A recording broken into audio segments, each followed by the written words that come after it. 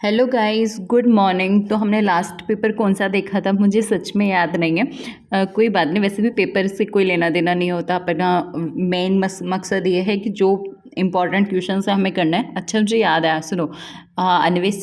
अन्वेक्षक सीधी भर्ती का था आई थिंक। पर हमें क्या करना, हमें आज के पेपर से लेना देना है। तो आज का पेपर है कनिष्ठ अभियंता विद्युत यांत्रिक डिप्लोमा धारक संयुक्त सीधी भर्ती, है ना।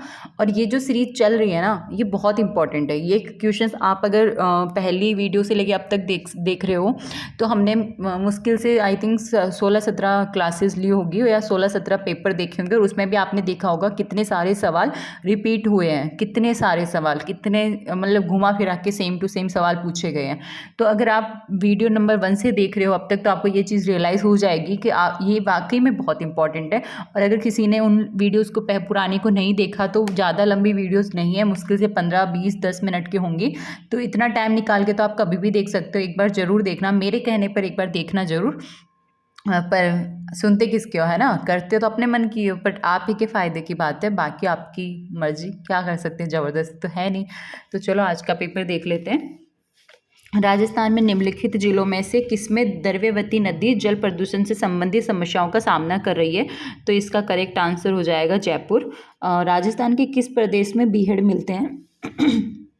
तो बीहड़ कहाँ पे देखने को मिलते हैं। तो बीहड़ जो है वो चंबल बेसिन पर देखने को मिलते हैं। निम्नलिखित शहरों में से कौन सा जवाई नदी के किनारे स्थित है। तो जो पाली है, मतलब पाली है, वो जवाई नदी के किनारे स्थित है। पाली के अंदर सुमेरपुर जगह है, वो जगह जो है पाली डिस्ट्रिक्ट में पड़ती है। तो इसका करेक्ट आंसर ऑप्शन ए हो जाएगा। निम्न में से चंबल प्रोजेक्ट के किसमें सबसे ज़्यादा जल विद्युत का उत्पादन किया जाता है। तो सबसे ज़्यादा जल विद्युत का उत्पादन जो है वो राणा प्रताप सागर पर किया जाता है। आपको कल बताया था कि चंबल प्रोजेक्ट जो है उसके अंदर 3 तो मतलब बांध है और उसके बाद में एक कोटा बैराज भी है। तो जो राणा प्रताप सागर बांध है वहाँ पे जल विद्युत का उत्पादन सबसे ज़्यादा किया जाता है। निम्नलिखित में से कौन सा वनोत्पाद राजस्थान के ग्रामीण क्षेत्रों में शराब बनाने में काम आता है। तो शराब बनाने के लिए यूज आता है महुआ। निम्नांकित में से कौन सी नदी राजस्थान के पूर्वी मैदान में प्रवाहित नहीं होती है।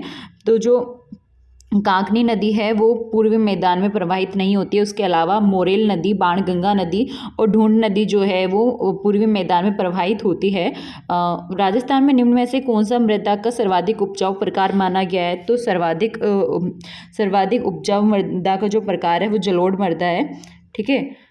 निम्नलिखित जिलों में से कौन सा कत्थे का मुख्य उत्पादक नहीं है। तो आपको इसमें मतलब कहाँ से कहाँ पर कत्थे का निर्माण होता है या कत्था बनता है। तो कत्थे का मुख्य उत्पादक नहीं है पूछा है। तो इसके अंदर करेक्ट ऑप्शन बीकानेर हो जाएगा कि बीकानेर को छोड़कर भरतपुर, बूंदी, झालावाड़ एक ऐसे ज़िले हैं जहाँ पे कत्थे का मतलब कत्था बनता है, मतलब उत्पादक के रूप में अपन इनको बोल सकते हैं। कि अब इस बार पूछा है नहीं है, क्या पता अगली बार पूछ ले कौन कौन से जगह कत्थे का उत्पादक होता है।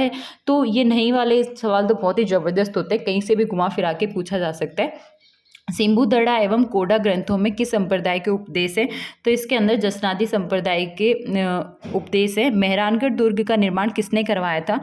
मेहरानगढ़ दुर्ग का जो निर्माण है वो राव जोधा ने करवाया था, है ना। और जोधपुर के किस शासक को अकबर ने सवाई राजा की उपाधि प्रदान की थी। तो सवाई राजा की उपाधि जो है वो राव सूर सिंह को प्रदान की गई थी। इसके अलावा क्वेश्चन नंबर 12, यदि कोई पर्यटक विशाल पानी के टांके, तोप ढालने का कारखाना तथा गुप्त सुरंगें देखना चाहता है तो उसको किस किले में जाना चाहिए। अब देखो पहले क्या होता था, दुर्ग देखकर उसकी विशेषता पूछी जाती थी, बट आजकल क्वेश्चंस का ट्रेंड बदलता जा रहा है। इसके अंदर आपको विशेषताएं तो दे दी सवाल में और आपसे ये पूछ लिया भाई एक पर्यटक साहब जी हैं जो ऐसी जगह देखना चाहते हैं, बताओ कहाँ देखने को मिलेगा ये सब। तो जयगढ़ दुर्ग में ये सब देखने को मिलेगा। विशाल विशाल पानी के टांके, तोप ढालने का कारखाना तथा गुप्त सुरंगें, ये जयगढ़ दुर्ग की विशेषता है। राजस्थान की प्रथम महिला कौन है जिन्हें राजस्थान के मंत्रिमंडल में स्थान मिला है। तो इसके अंदर ऑप्शन डी करेक्ट है, कमला बेनीवाल। चंद्रभागा का प्रसिद्ध मेला कहाँ लगता है। तो चंद्रभागा का जो प्रसिद्ध मेला है वो झालरा पाटन में लगता है। झालरा पाटन जो है वो झालावाड़ जिले में पड़ता है। डॉक्टर टेसी तोटी के अनुसार राजस्थानी भाषा किस सदी के लगभग अस्तित्व में आ चुकी थी? तो 12वीं सदी आंसर हो जाएगा इसका। चित्रकला के संदर्भ में निम्न में से कौन सा विकल्प सही नहीं है? तो इसके अंदर ऑप्शन डी जो है वो सही नहीं है, क्योंकि चौखिलाऊ महल का संबंध बीकानेर शैली से नहीं होता, जबकि मतलब चौखिलाऊ महल का जो संबंध है वो तो मारवाड़ शैली से होता है, और चौखिलाऊ महल जो है वो जोधपुर में है। इसके अलावा तीनों तो वैसे भी करेक्ट थे कि सालिग्राम, बक्साराम, नंदराम अलवर शैली के कलाकार हैं। आली गीला पद्धति का सर्वप्रथम प्रारंभ आमेर में हुआ था।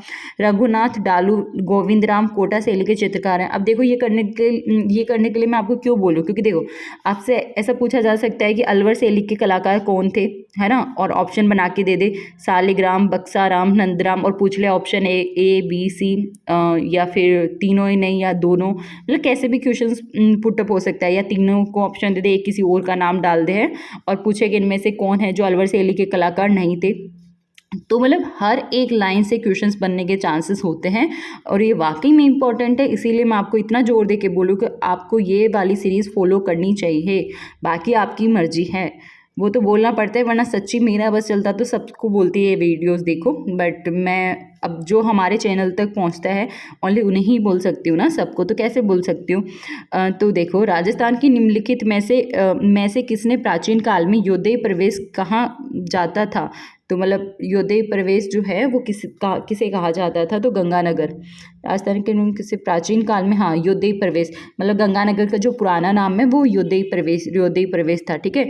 निम्नलिखित में से कौन सी वनस्पति प्रतिरोधक क्षमता बढ़ाने में उपयोगी है? प्रतिरोधक क्षमता अश्वगंधा। ठीक है, अश्वगंधा जो वनस्पति है वो प्रतिरोधक क्षमता बढ़ाने में कारगर है। इसके अलावा निम्नलिखित में से कौन सी घास है जो राजस्थान के पश्चिमी जिलों में नहीं पाई जाती है? तो इसके अंदर ऑप्शन ए करेक्ट है, क्योंकि लाना जो है वो एक प्रकार की वो घास नहीं होती, वो एक प्रकार की झाड़ी है। इसके अलावा सेवण, धामन, करड़ ये सब घास के प्रकार हैं और ये पश्चिमी जिलों में देखने को मिलती है। सन 2019 की भारतीय वन रिपोर्ट के अनुसार पिछले 2 वर्ष में राजस्थान में वन क्षेत्रफल में कितना परिवर्तन हुआ है? तो 57.51 वर्ग किलोमीटर।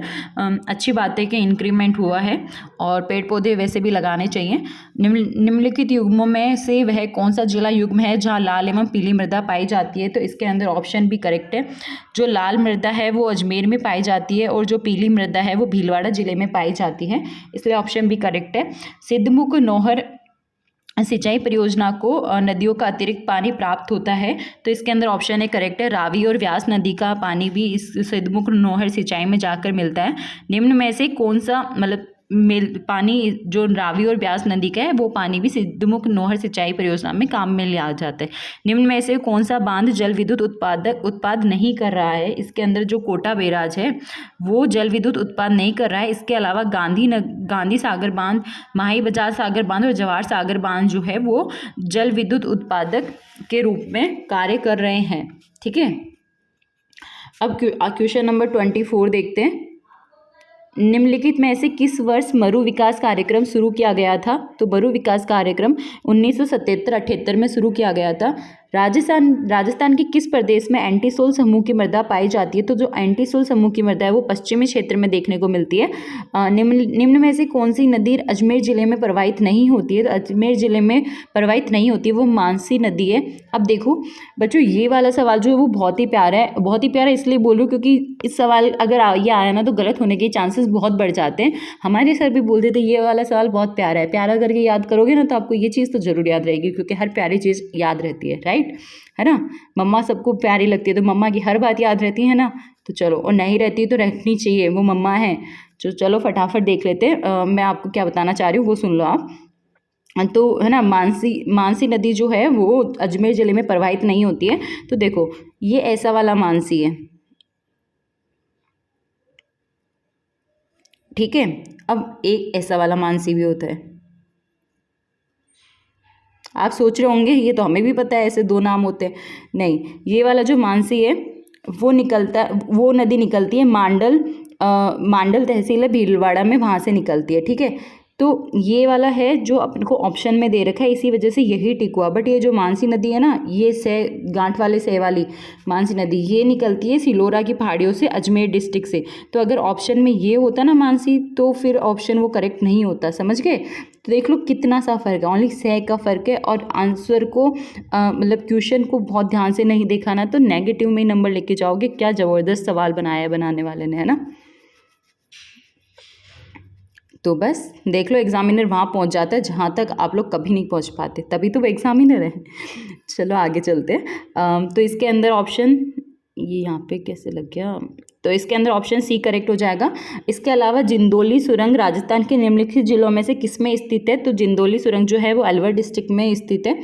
और कोपेन के अनुसार जलवायु प्रदेश, तो कोपेन के अनुसार जलवायु प्रदेश आप देखना काफ़ी इंपॉर्टेंट टॉपिक है, मैंने भी बहुत सारे सवाल करवा दिए हैं इस टॉपिक से। इसके अंदर आपसे ये पूछा है सुमेलित नहीं है, तो इसके अंदर ऑप्शन बी गलत है, इसीलिए यह इसका आंसर इसका क्वेश्चन के अकॉर्डिंग करेक्ट हो जाएगा। बाकी ये कोपेन का मैं आपको इसलिए नहीं बता सकती क्योंकि ये जो टॉपिक है ये काफ़ी अच्छा और काफ़ी डिटेल में बताने लायक है। मैं अभी आपको बोलूँगी तो आपको लगेगा ये क्या बोल रही है मैम, को समझ ही नहीं आ रहा। इससे बेटर है गूगल पे डालना, PDF मिलेगी आपको, उस PDF को रीड आउट करना, ठीक है, वहाँ पे देखना। और अगर आपको पहले से आता है तो ये तो बहुत ही अच्छी बात है, ठीक है। इसके अलावा राजस्थान के एकीकरण के तीसरे चरण में संयुक्त राजस्थान के साथ किसको जोड़ा गया था, तो मेवाड़ को जोड़ा गया था। कल्याण जी का मेला कहाँ आयोजित होता है, कल्याण जी का मेला जो है वो डिग्गी में लगता है। किस शासक ने 1857 के युद्ध में सेना का नेतृत्व किया था, तो सरदार सिंह ने किया था। राव जयसिरो छंद के लेखक कौन थे, राव जयसिरो छंद के लेखक बीटू सूजा थे। वागड़ के परमार राजवंश की राजधानी कहाँ थी, तो उत्थुणुक थी। अर्जुनायन जाति के प्रभाव क्षेत्र में सम्मिलित प्रांत कौन से हैं, ऑप्शन डी अलवर भरतपुर प्रांत। अप्रैल 1930 में बाल विवाह निरोधक कानून के प्रणेता कौन थे, तो इसके अंदर ऑप्शन बी करेक्ट है, राय बहादुर हरविलास। 1938 में जयपुर राज्य प्रजामंडल का प्रथम वार्षिक अधिवेशन किसकी अध्यक्षता में आयोजित हुआ था, तो ये आयोजित हुआ था, ऑप्शन सी करेक्ट है, जमनालाल बजाज के अध्यक्षता में, ठीक है।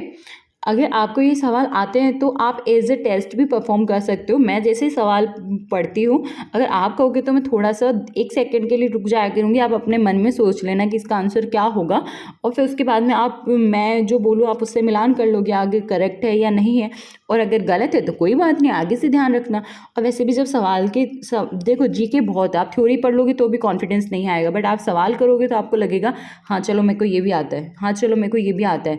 और मैंने खुद ने देखा है कि बहुत सारे सवाल रिपीट होते हैं। आप एक बार देखना, पहली वीडियो से लेकर अब तक की वीडियो, आपको बहुत सारे सवाल ऐसे मिलेंगे यहाँ पे जो रिपीटेड हुए हैं हर एग्जाम्स में, मतलब पुराने पूछे हुए सवाल, क्योंकि जीके तो वही रहने वाली है ना, हिस्ट्री वही रहने वाली है, आर्ट एंड कल्चर वही रहने वाला है, कुछ करंट का डाटा चेंज होता है, उसके अलावा जो जीके है वो वही रहेगी। एक बार घोट के पी लो, पीनी नहीं है बुक, मतलब याद कर लो, आपको हर एग्जाम में काम आने वाली है, ठीक है। कि भाई मैम ने तो बोला था घोट के पी लो, कोई ठंडाई थोड़ी है जो पी लो। चलो आगे चलते हैं। निम्नलिखित में से कौन सी शेखावाटी के पंचपाणे में सम्मिलित नहीं है, तो इसके अंदर ऑप्शन सी करेक्ट हो जाएगा, अल्सीसर।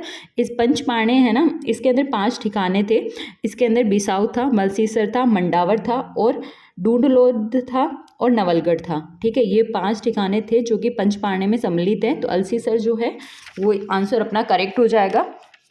इसके अलावा क्वेश्चन नंबर 38, उदयपुर में परोपकारिणी सभा कब पंजीकृत की गई, तो उदयपुर में परोपकारिणी सभा जो है वो इसके अंदर ऑप्शन है करेक्ट है, फरवरी 1883 के अंदर पंजीकृत की गई थी। निम्नलिखित में से कौन सी चित्रशैली पंचतंत्र चित्रांकन के लिए भी जानी जाती है, तो इसके अंदर ऑप्शन सी करेक्ट है, मारवाड़ चित्रशैली, ठीक है। पंचतंत्र चित्रांकन से रिलेटेड है। किस अभिलेख में चौहानों को वत्स गोत्र ब्राह्मण कहा गया है, तो इसके अंदर ऑप्शन ए करेक्ट है, बिजोलिया अभिलेख। मैंने लास्ट वीडियो में आपको बताया था कि जो बिजोलिया अभिलेख है ये भीलवाड़ा शहर में पड़ता है, ठीक है। और यहाँ पे पार्श्वनाथ जी का मंदिर है, तो वहाँ पे एक दीवार है, मतलब पार्श्वनाथ मंदिर में जो उत्तरी दीवार है वहाँ पर उसके पास में एक चट्टान पर ये अभिलेख लिखा गया है, और ये आई थिंक अभिलेख लिखा गया था 5 फरवरी 1170 को, ठीक है। आपको मैंने पहले भी बोला था बिजोलिया अभिलेख भी इंपॉर्टेंट है, और जो मैं आपको बताऊँ इंपॉर्टेंट है, बाकी आपको वीडियो देख के लगे तो 2 मिनट 3 मिनट 4 मिनट लगती है। अब उनको मैं उन क्वेश्चंस के स्क्रीनशॉट लेके आप उनको डिटेल में देख सकते हो। आपको सिर्फ जैसे इसमें बिजोलिया अभिलेख है, आप सिर्फ बिजोलिया अभिलेख गूगल पे लिखो, आपको बिजोलिया अभिलेख के बारे में जो इंपॉर्टेंट है 2-4 लाइनें वो आपको देखने को मिल जाएगी। ऐसे ही आप कोई सा भी लिख के देख सकते हो। आपको सिर्फ इन क्वेश्चन से यह आइडिया लगने वाला है कि कौन कौन इंपॉर्टेंट है, कौन कौन डिटेल में पढ़ना चाहिए और कैसे कैसे सवाल आते हैं। ये सवाल रिपीट भी हो सकते हैं। ऐसा कोई नहीं कह सकता कि आए हुए सवाल नहीं आते। राजस्थान जीके में फुल आते हैं, ठीक है। तो अच्छे से करो। और मैंने आपको पहले भी बोला है, अगर आप ओनली लैब असिस्टेंट के लिए जीके देखना चाहते हो तो अकॉर्डिंग टू टॉपिक सिखवाल जो बुक है मानचित्र वाली वो कर लो। उसके अलावा ये जो टेस्ट अपनी जो सीरीज चल रही है PYQs वाली ये देख लो। जब ये कंप्लीट हो जाएगी तो अपन RPSC के सवाल भी देखेंगे, है ना। तो बस इतना कर लो। भगवान कसम कोई भी पेपर कोई भी क्वेश्चन बाहर चला जाए, ऐसा तो पॉसिबल नहीं हो सकता, फिर भी चला जाए तो क्या पता। भगवान जी की कसम तो झूठी नहीं खानी चाहिए थी। मुझे नहीं पता झूठी है सच्ची है, बट हाँ इतना सफिशिएंट होगा, मैं आपको ये चीज़ बोल सकती हूँ। क्योंकि एक दो सवाल तो ऐसे होते ही हैं पेपर में जो किसी से भी नहीं होते, वो तो होते ही छोड़ने के लिए या नेगेटिव करवाने के लिए है। क्योंकि ज़्यादा दिमाग लगाओगे तो नेगेटिव में होंगे, और छोड़ दोगे तो बढ़िया है, अपने मार्क्स बचा लोगे। तो 100% गारंटी तो कोई भी नहीं ले सकता, बट हाँ फिर भी इतना इनफ है, इतना मैं कह सकती हूँ। बाकी आप खुद 2018 का पेपर इसी चैनल पे अपलोड किया हुआ है, आप खुद देखो उसे जाके, आपको लगेगा कि हाँ यार मैम सही कह रहे थे, क्योंकि ऐसे ही सवाल बनते हैं, ठीक है।